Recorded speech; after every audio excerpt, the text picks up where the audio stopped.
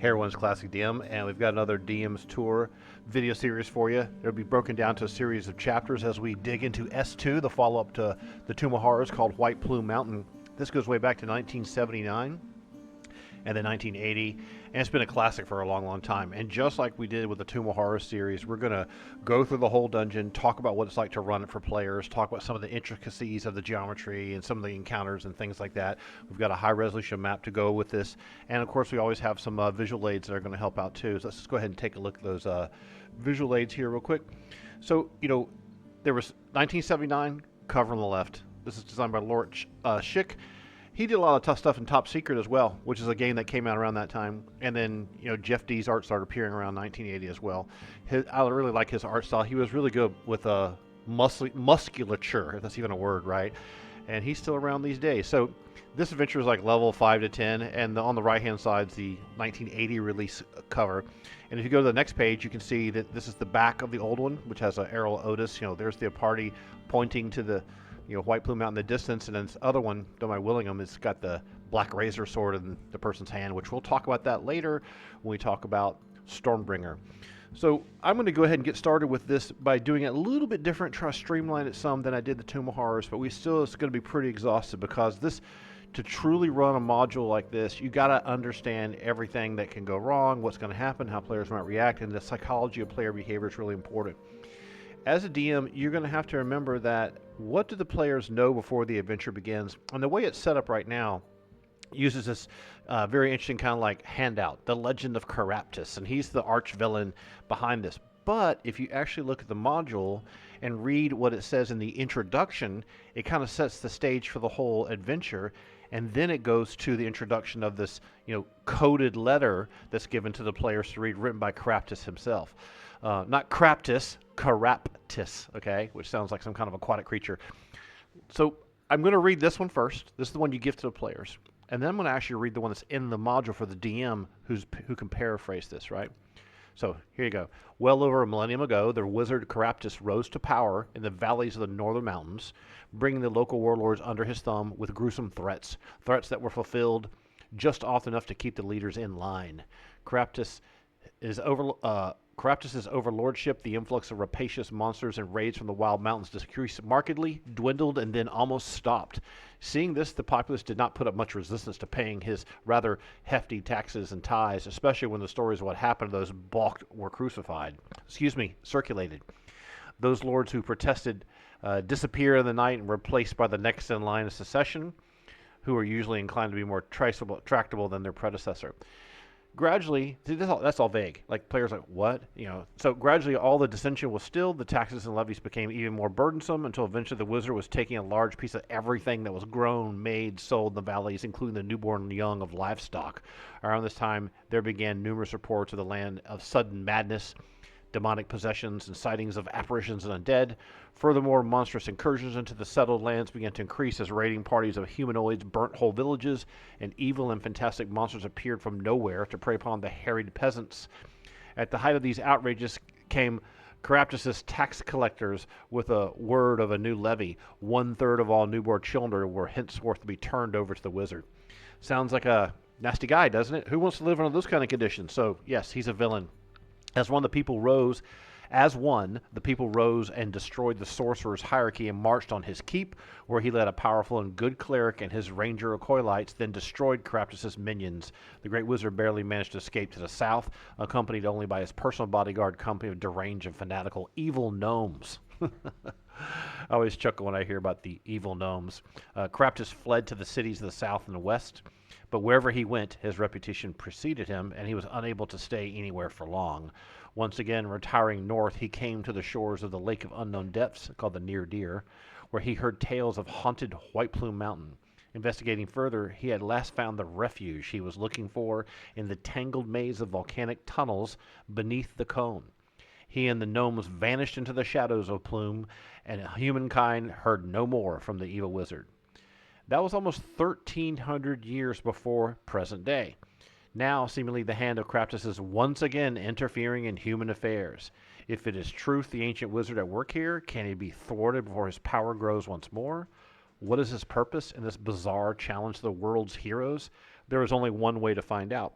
Now, you won't see this part, so I'm going to put up a picture here for you in the background of Greyhawk. And in fact, I will pull up Anna B. Meyer's brilliantly done map of Greyhawk. If you have not supported this person on Patreon, you should. You should go check out her website, Anna B. Meyer. Her work is absolutely incredible. Incredible. Greyhawk lives because of someone putting this much energy into it. Okay, I'm going to give you that cool map in the background while I read you this part that's inside the actual module. White Plume Mountain has always been a subject of superstitious awe to the neighboring villagers. People still travel many miles to gaze upon its natural wonder, though few will approach it closely, as is reputed to be the haunt of various demons and devils. The occasional disappearance of those who stray too close to the plume reinforces this belief. Before I go any further, let me give you a sense of what we're talking about here. Where is this? So this in the middle here is the Near Deer River, which is like this lake of bottomless depths. If you zoom in a little closer here, you see here's the big Near Deer lake here. You can see the city of Greyhawk is about right here. So if you zoom in a little bit closer, here's the city of Greyhawk right here, this huge, massive area of land right below all these mountain ranges. So White Plume Mountain is located north of this. And you've got this map here that's kind of cocked at an angle done by Errol Otis in 1980. And you can see the White Plume Mountain in the middle, and in the lower part says, "Here be Dead Knolls Eye Socket," which is a cave. The cursed ruins of Castle Mukos, who knows what lies within? That's just mumbo jumbo. The Great Swamp is actually to the northwest of the White Plume Mountain, and the hut of Thing Gizzard, beware her potions, just some kind of like, witch or something. Then beyond the lair of Dragotha, the undead dragon, where fabulous riches and hideous death await, with a large picture of a skeletal dragon in the upper left-hand corner. Now, the twisted thickets, skittering slithers around. This is kind of like a mythical map that you could give to the players. There's no reason why you can't give this to the players, right? And you can see the river runs all around this stuff, and you have this huge amount of terrain to work with, but it's kind of cocked at an angle. Because what you really need to do is take a sense of where this really is.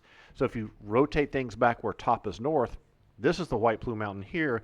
The Great Fluvial Swamp is to the left. The Gizzard's Hut's up there to the northwest, and to the southeast is the Twisted Thicket, and Dead Knolls Eye Socket is to the south.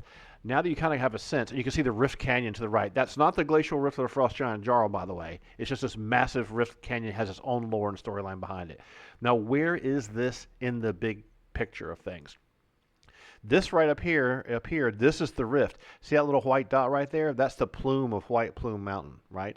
Now, the story actually starts off at Greyhawk. So we're going to come down here to the Greyhawk, zoom in a little bit to the city of Greyhawk, get really close to it, and then I'm going to continue reading some of the details that let you understand like what's going on here. Okay, 1,300 years ago, the wizard Craptus was searching for a suitable haven where he could indulge his eccentricities, or whatever you call it, without fear of interference. Let me just calm down. Okay, eccentricities. Okay, great. Who fear of interference? He visited White Plume Mountain, going closer than most dare to, and discovered the system of old lava tubes that riddled the cone and underlying strata. With a little alteration, he thought these would be perfect for his purposes. The area already had a bad reputation, and he could think of a few ways to make it worse. So, taking with him his fanatical loyal company of renegade gnomes, he disappeared below the White Plume and vanished from the knowledge of men.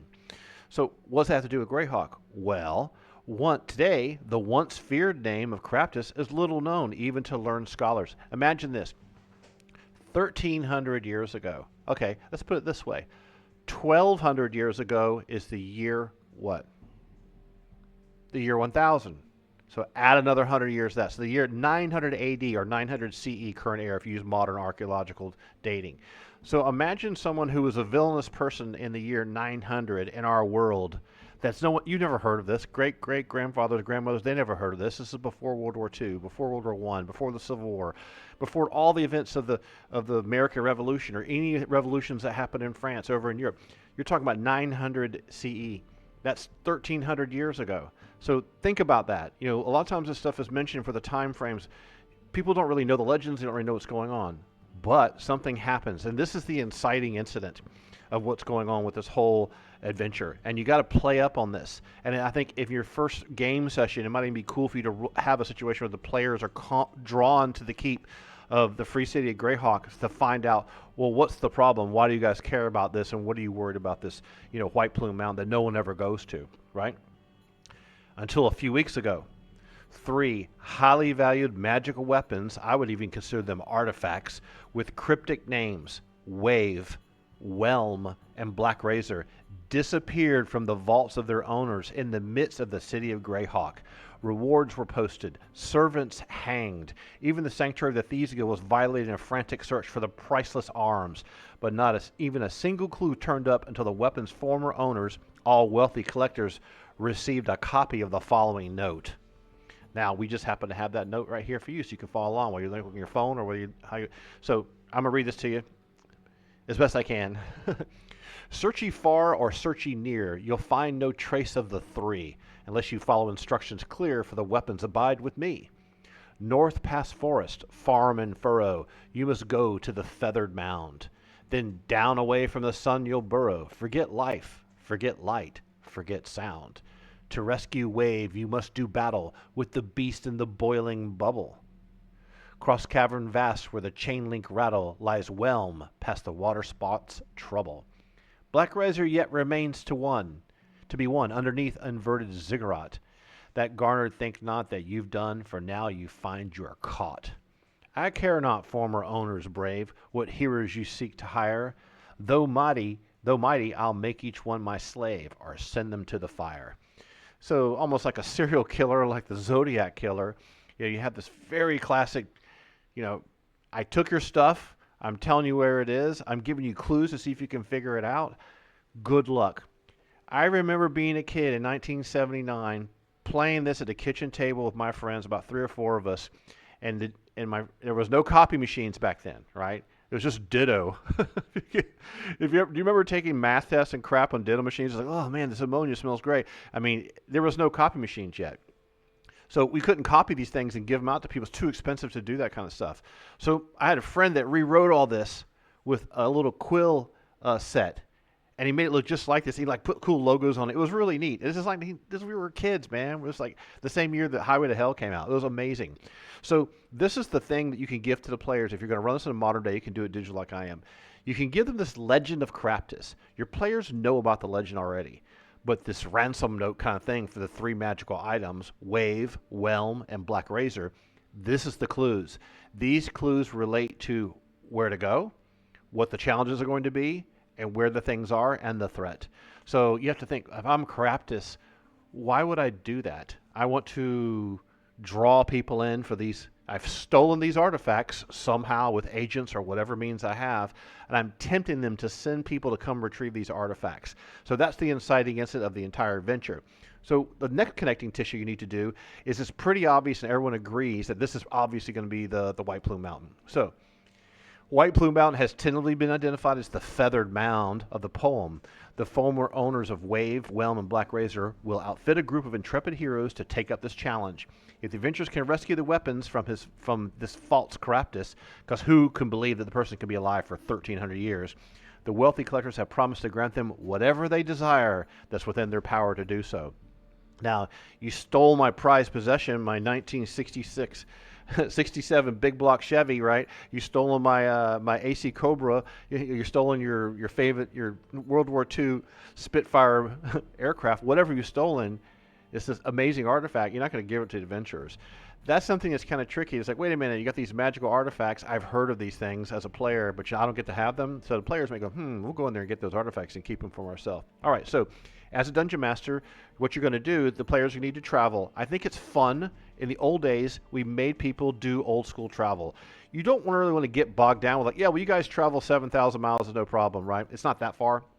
The scale on this map, each one of these hexes is about 15 miles, if I'm not mistaken. You have to kind of hand measure it from Anna B. Meyer's scale legend that shows how far 50 miles and 100 miles is. But if you kind of measure it up, it looks like each one of these hexes is about 15 miles, which is pretty far, right? So you got 15, 15, 15, 15. I mean, you're getting pretty far here. It's like a 2-hour drive for some people, right? So it's up to you. You've done it before, how to run an adventure when people need to go from here all the way around the Near Deer River, or cross this big massive river here to get to White Plume Mountain. And if you see way up here in the upper left-hand corner, this is the distance. My mouse is up here in the upper right-hand corner. Let me wiggle around so you can kind of see it. See it? The legend. If you look at the legend, that's about 100 miles.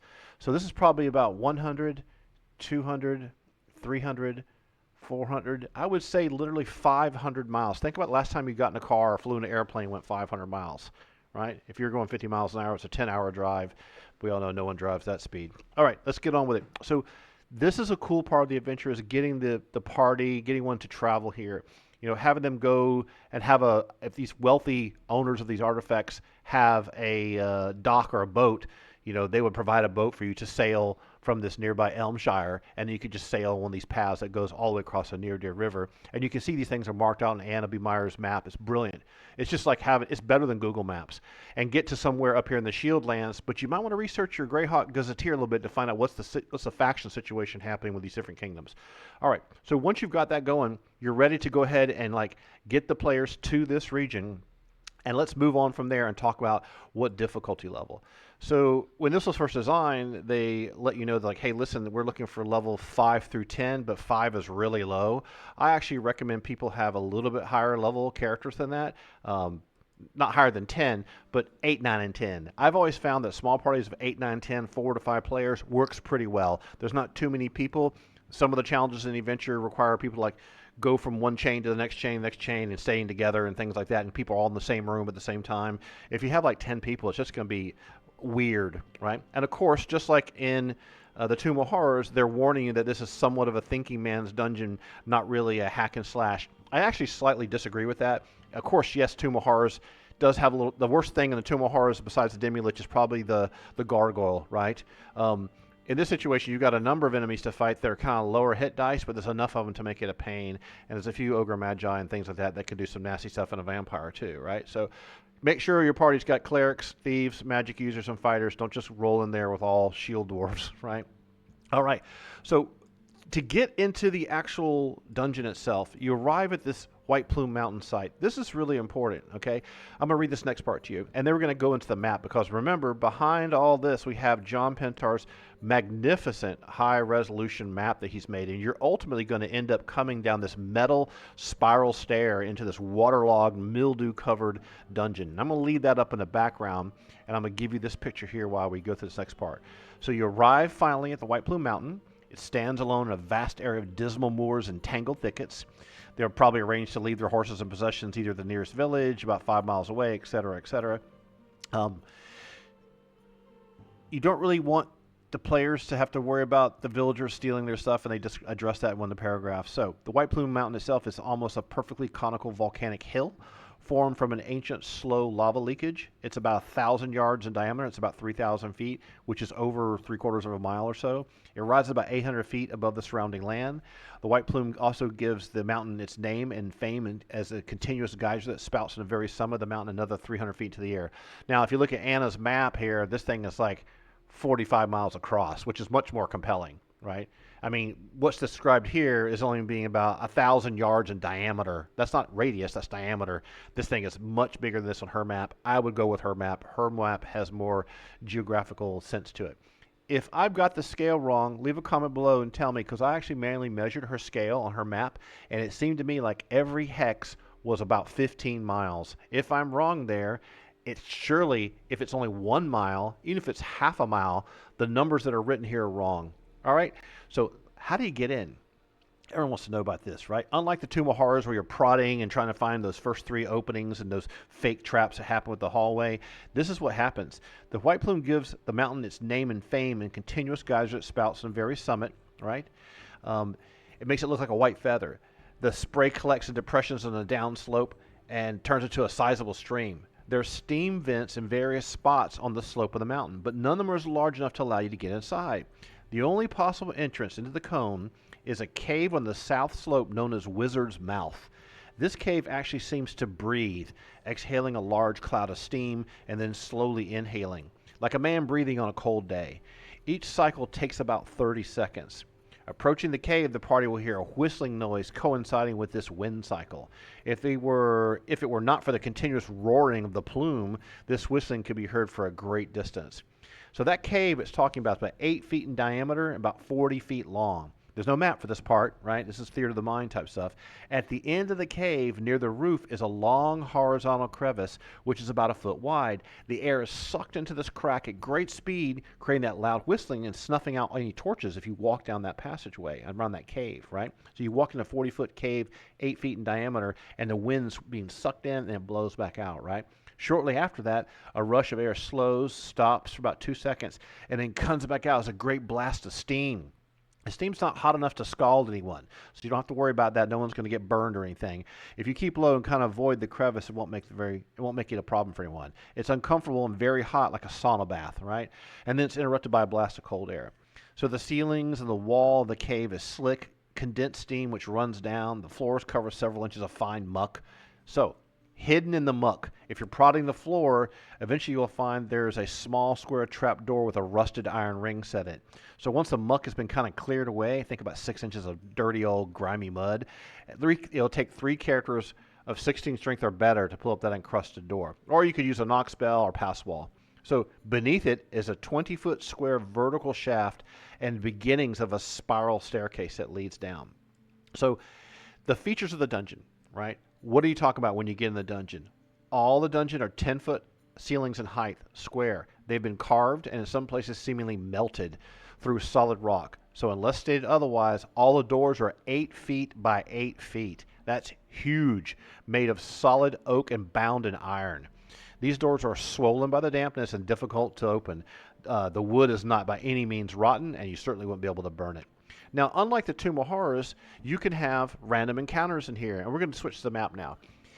The player's able to negotiate down this spiral stair, and it goes down really, really deep. There's a chance to have some random encounters that the party tries to rest and heal up. It's up to you whether you really want to play it that way, because this is kind of like this mad wizard, if he's dead or whatever happened to him, Craptus. He wants there to be wandering monsters. He's got black puddings, bugbears, gargoyles, invisible stalkers, ogres, and wights. Ogres is kind of like where they live in and what's going on with that, how they're getting in and out. Wights I can understand. An invisible stalker I can understand. Black pudding I can understand. But gargoyles and bugbears and ogres seems kind of out of place. Feels a little forced. But that's really up to you. You may find that depending upon how well the players do things, do they really need to have a random monster encounter every turn upon resting? So now we're getting inside. That spiral staircase you see right here, which is made out of metal, it goes 100 feet before ending in this first area. It's really badly rusted. Sensitive characters will feel the thrumming and the continuous low vibration because of the geyser happening in the plume. It's noticeable everywhere in the dungeon. The air gets more warm and humid and rather foul, stinks. Lamps and torches will burn kind of fitfully and give off a lot of smoke.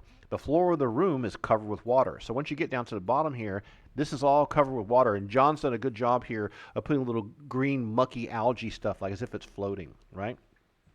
So the floor of the room is covered with water, like we said. Floating on the water are patches of green and white subterranean algae. In the damp humidity of the dungeon, this algae or algae-like fungus clings in patches to the wall and even the ceiling. It's harmless and can be found almost everywhere in the dungeon where there's been water. The water on the floor is about a foot deep, and the floor itself is covered with slippery mud. Except where flights of steps lead up and out of it, this scummy water covers the floor of all rooms and all corridors. The water and mud will cut average movement down to a third and will necessitate constant probing of the floor as the party try to advance. It'll be difficult to be quiet. You won't be able to be silent unless you use invisibility. But the waves and the foot-shaped holes and the water will give you away if you try to use invisibility. The floor of the passage leading away from the first room is covered by the warm, scummy water mentioned ago. So as you move down here, and we got 5-foot squares here, just like modern-day D&D. Now, we don't have this marked on John's map, but there's an invisible wall of force happening here. And right up in front of this area is a friend. Who could it be? Well, it's going to be this little girl right here, right? So you have a female sphinx called a gynosphinx. I guess that's taken from gynecology or something. Maybe it's a Latin phrase. If you're a scholar and can tell me what that prefix means, that's probably what it is. I had to pull this picture from a 3rd edition book, right? A rather mangy, bedraggled gynosphinx squats in the water in the middle of the intersection. The dotted line marks where a wall of force blocks the corridor. So let's just bring up the old school map. So you see this is the spiral staircase down here at the bottom. And then as you go around, there's a little bit of dot. And right here is this area too. And that's where we see this gynosphinx standing there, right? There's a wall of force that blocks things off, so you can't do anything. You can't move. This wall of force is weaker than most, but it could be brought down with Disintegrate Spell or Dispel Magic, which is always 100% effective, or Pass Wall. The Sphinx will let the party pass without any kind of violence or fighting, okay, and remove the wall of force if you can answer the following riddle. Okay, you ready for the riddle? Here it is. Round she is, yet flat as a board. Altar of the Lupine Lords. Jewel on black velvet, pearl in the sea. Unchanged, but ever-changing eternally. So the answer to the riddle is the moon. So allow your players to do that. I remember first doing that. It was cool. I remember the very first thing. We actually figured it out. It felt so cool to figure out the riddle.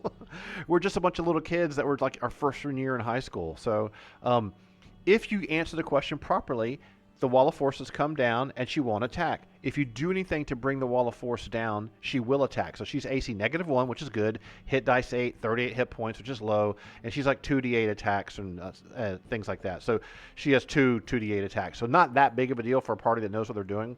But that's this first encounter you have here. Now, what I'm going to do, like I did with all these, is I'm assuming you're going to follow along with your own copy of the module. So I'm going to do everything in numbered order. I'm not going to pretend we're going to go down the left corridor first, because that's not where the next room is. There are situations in this dungeon where you have like a room 5, and right next to it's a room 7, next to room 13.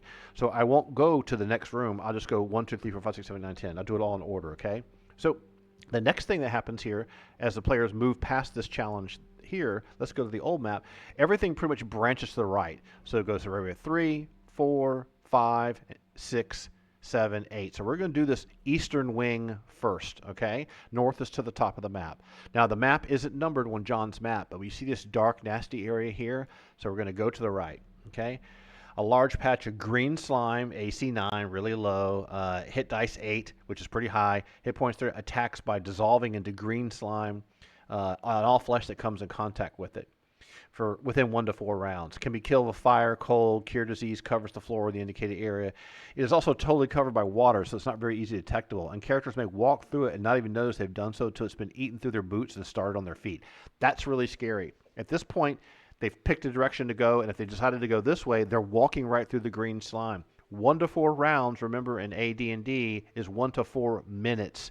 So imagine walking through this water junk and this acidic green slime business. It's not going to like stick its amoeba up and start grabbing you, pulling you down. That's not the type of creature it is. It's going to start dissolving whatever they're wearing. If you have a copy of their character sheet, you can always like kind of take a check and see like, hey, what's the magic you're wearing? Are you wearing boots? Are you wearing? You're not wearing solarettes or anything. So this is a nasty little challenge for the party to work with because it's in water. Remember, it's about 1 foot deep water everywhere. So once the nastiness starts happening, the player got to deal with it. The usual flask of oil method won't work here, as a flaming oil would just float on the water, and fireball will wipe the slime out instantaneously.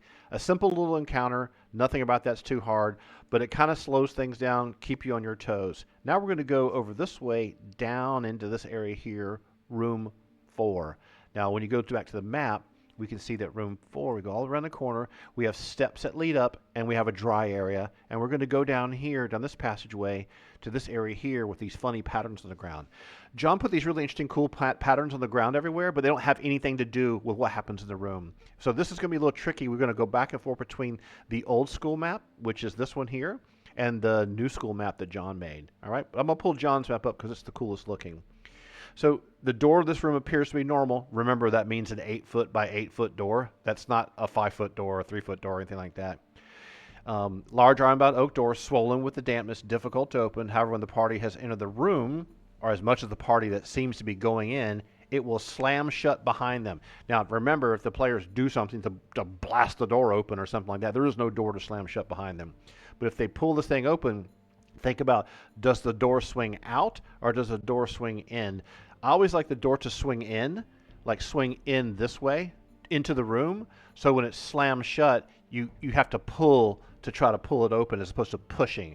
So everyone pulling means there's not a lot to grab onto. Imagine you and I are standing there, there's a big door, it's closed, and the only way to get to open is to pull it. And there's only one iron-bound ring. You have to drive spikes into it, and yet the players have to improvise. So think about those kind of details. If you don't do that, players are imagining like, well, I'm just going to push in a door. It'd be like someone going to the pull thing from the Far Side cartoon and not be able to open up the door. All right, so let's go into this area here. Now, no spike, hold portal, knock, or pass while will open the door or keep it open.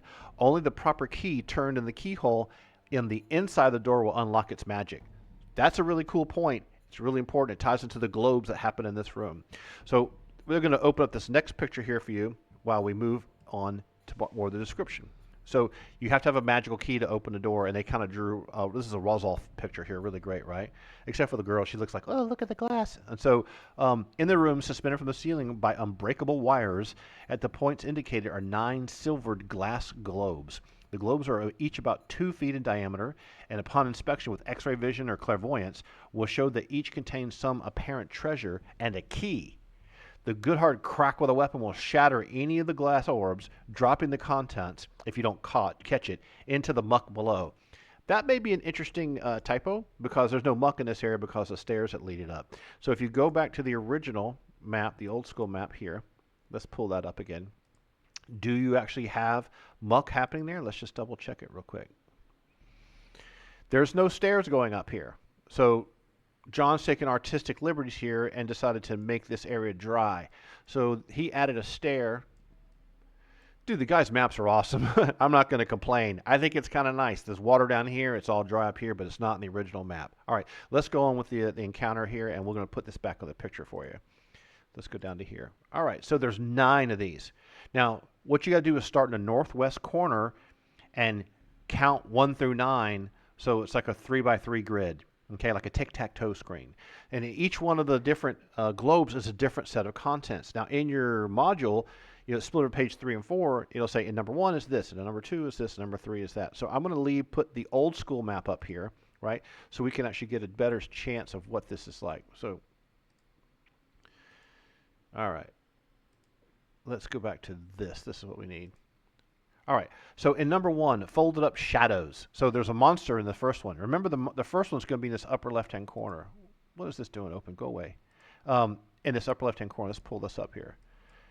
So there's one globe here. It's going to have 3 folded up shadows. They can drain strength. They're indetectable by clairvoyance or X-ray vision. 300 worthless pieces of lead and a false key. In number 2, which would be about here, is a potion of silver dragon control and another false key. In number 3, jewelry worth 12,000 gold pieces, a false key, and an angry air elemental. AC 2, a hit dice 8, 33 hit points, 1 attack 2 to 20 damage. Special attack is whirlwind. It takes a +2 or better weapon to hit. At level 8, 9, and 10, you should have at least a +2 weapon by now. No one's going to pre-generate characters and come in here with just a scimitar, right?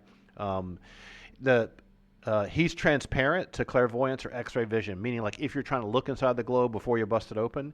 In number 4 is going to be a ring of flying, 4 charges, that can come in handy, and a false key. Number 5, 11 worthless glass gems and a false key. I'm going to pull this map up over here again for you. So we got 1, 2, 3, 4, 5, 6, 7, 8, 9. Number 6, phony glass jewelry, a false stone key, and a gray ooze. AC 8, hit dice 3+3, which is low, only 16 hit points. Can be killed only by lightning or physical blows. It fills the entire globe, so you can't really tell if it's inside of it with clairvoyance or X-ray vision. So you bust that thing out, it goes sploop, and it just drops out everywhere. It's not really that hard to kill, but you can't kill it with fire and things like that. In number 7 is a wand of paralyzation with 1 charge and a false key.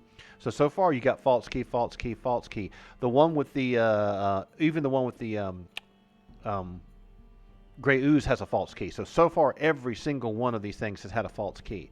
Next, number 8, the real key and a ring. Upon release, the ring speaks to the entire party. Not potty. Let's go back to John's map. Imagine you busted all the glass things. You got number 8 here. Number 9, is got gems worth 600 gold pieces and a false key. So you don't know which key is real, but you got this ring that fell down.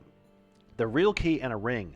Upon release, the ring speaks to the entire party telepathically. Here's what it says. Stop before you pick me up. I confer the following powers upon my wearer. Invisibility, haste, 8 charges. I act as a +1 ring of protection. I confer 100% protection from charm. Flying once per day. Spell turning with 10 charges. Treasure finding, 6 charges. And 1 wish. The only drawback is that I will eat 1 hit point per year permanently. but I must be put on before leaving this room, as I must be warned for me to leave. However, once I'm removed from the finger, all my powers are lost. So you must decide right now who will wear me permanently. So this is kind of a conundrum. You got the keys. Someone may go up to the door. They're trying all the keys on the door. Does the party want to deal with this ring that just spoke to everyone telepathically? Does it feel like a trick? So in the module, the writing for the Dungeon Master says this is basic loyalty and intelligence test. Will the party members cut each other's throats over the ring? Because it has a wish on it, which is pretty nasty. When we were kids, sometimes we had thieves and stuff robbing us. And over time, we ended up beating them up, and it wasn't that big of a deal. In the modern day, if you're playing with strangers, and people are passing notes or sending text messages or Discord direct messages to each other, you could have a very nasty situation when it comes to this ring like that. But if you have people that are friends, they're probably going to be debating about what to do with this ring. If someone's played this before and they know the trick behind the ring, it's always a trick when these things have been around for 40 years, 45 years, 47 years, to make sure those people don't blow it or pull facial expressions. So you got to have a poker face on this, right? Let the people who haven't experienced this have fun with it. I think that's really, really important. Does someone want to try to, go for this ring? What's going to happen? So the problem is, it does have all the powers as mentioned above, but only when you're in the room. And once you're outside, it has no power and can't even talk. Now, one thing that's not clarified here, this important detail. What if you go back in the room? So if you have the ring, someone says, okay, I'm going to take the ring. I'll wear the ring. This will be great. We can use the haste for a melee person might want it for haste, right? The leader of the party might want it for treasure finding or the wish or spell turning. There might be a wizard who wants it for spell turning. Everyone wants a ring of +1 protection, right? So there'll be some reasons why different people want to have it. And really cautious old school players might cast like detect evil, detect magic. Yeah, sure, it detects magic, all this kind of stuff. Remember to pay attention to where someone's standing. If someone takes the ring and they haven't put it on and they go out into the hallway, that's not covered here, right? It says, but I must be put on before leaving this room. You may want to have the ring answer questions, which could be a cool role-playing situation. Even if you don't role-play, like do voices and stuff, it might be a cool situation when someone says, ask the ring, well, ring, does someone have to wear the ring to leave the room? And then you say, yes. If you don't put me on before I leave the room, all my powers are lost. Like, keep confirming this long paragraph that was read to the players. That's a fun way to run this. I had a party in here and use a wish.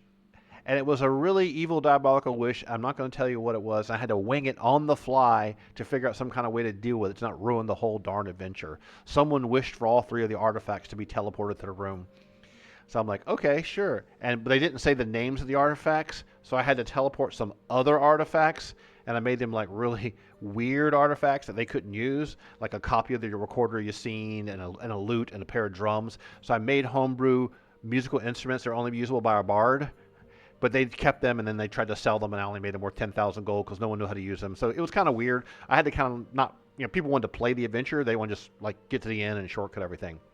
Okay, so this is the, let's move on. I'm getting a little too bogged down. Sorry. This is a really fun adventure to run.